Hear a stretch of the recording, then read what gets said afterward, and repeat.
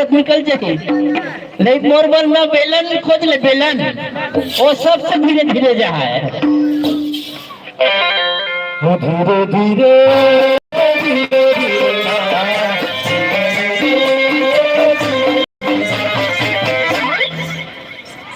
एक सती नाम नहीं जाऊँ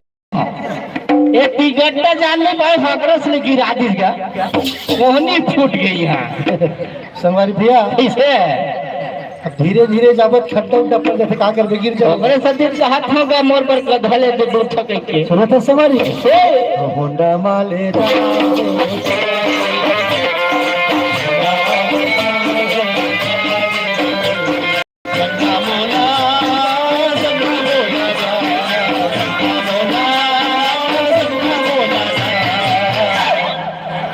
कौन कौन जाए बर तैयार हो भैया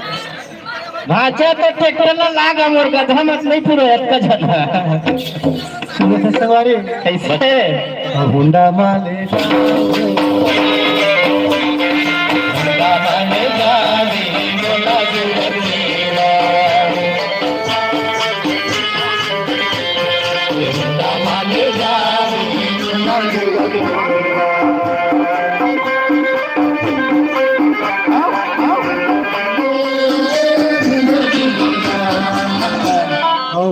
माले जावे